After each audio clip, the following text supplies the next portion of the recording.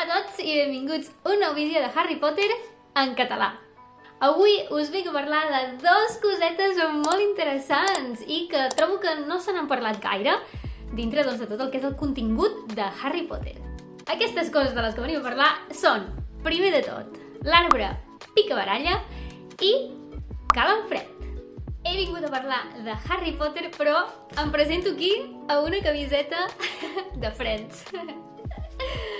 Dit això, comencem.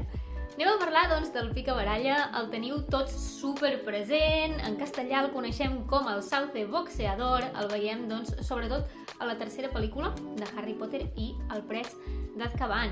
Aquest tipus d'arbre, doncs, és una espècie molt valuosa, molt estranya i molt difícil de trobar dintre del que és el món màgic. Aquest arbre és de tronc gruixut. Si recordeu, a les pel·lis tenim un arbre amb el tronc molt gruixut i, doncs, és un arbre que es mou. Serveix, doncs, per defensar una zona o un lloc en concret i ataca tots els objectes o totes les persones, doncs, que s'apropin a ell. També sabem que és de fulla caduca i té les fulles verdes i primes. Com molt bé recordareu, aquest arbre, doncs, el picabaralla, el trobem a la saga de Harry Potter i està plantat dintre dels terrenys de Hogwarts. Es va plantar l'any 1971, just l'any que va començar, doncs, en Remus Lupin a estudiar a l'escola. El que feia, doncs, aquest arbre era amagar un passadís que connectava l'escola de Hogwarts amb Calalfred, que és una casa embruixada i abandonada de Hogsmeade. Què és Calalfred? Si us ho esteu preguntant, doncs en castellà la coneixem com la Casa de los Gritos. Sé que a vegades, doncs, tenim més frescos els noms en castellà perquè la veritat és que contingut en català sobre aquesta temàtica poc n'hi ha. A part de jo i algun altre fòrum, n'hi ha molt poc. Llavors, per això us he intentat dir els noms també en castellà, no? Perquè ens ubiquem una miqueta. Què és Calalfred? Doncs bàsicament és una casa embruixada i abandonada, com ja he dit abans, on en Remus Lupin s'amagava allà les nits que es transformava en home llop. D'aquesta manera s'assegurava, doncs, que no atacava cap estudiant de Hogwarts. Trobem que veiem aquesta casa a Harry Potter i el pres d'Azkaban, tant al llibre com a la pel·lícula.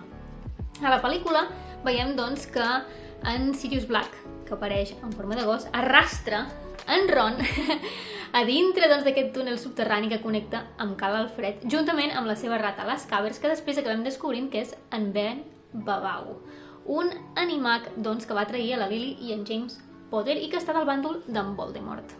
Quan s'arriba a Calalfred, i si us recordeu de les pel·lícules, doncs trobem una habitació vella, bruta, amb les finestres, doncs, tapades amb fustes. Tots els mobles estan trencats, el terra, doncs, està ple de taques, és un ambient molt desagradable.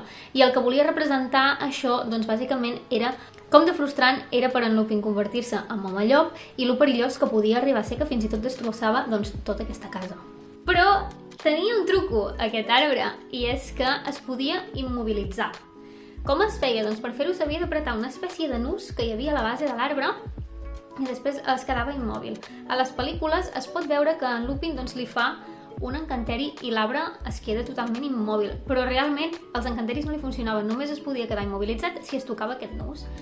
En Remus Lupin, per poder-se amagar i passar dintre d'aquest passadís sense que l'arbre, doncs, es barallés amb ell, el que feia servir era en Ben Babau. Com sabem, és un animàgic que es torna, doncs, una rata, i l'arbre no detectava aquesta rata. Per tant, ell corria cap al nus, l'apretava, s'immobilitzava i després en Lupin, doncs, podia tornar cap a dintre aquest túnel i amagar-se a Calalfred.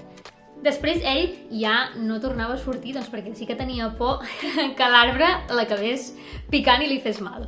I ja com a última curiositat sabem, doncs, que el picabaralla era fet servir pels estudiants de Hogwarts com un joc. Jugaven a veure qui s'apropava més a l'arbre, fins que un estudiant un dia quasi va perdre un ull i es va prohibir rotundament jugar amb el picabaralla. Molt bé, Potterheads, això ha sigut tot per avui. Ja veieu, un vídeo ultra mega curt, però amb una mica d'informació així diferent, veritat?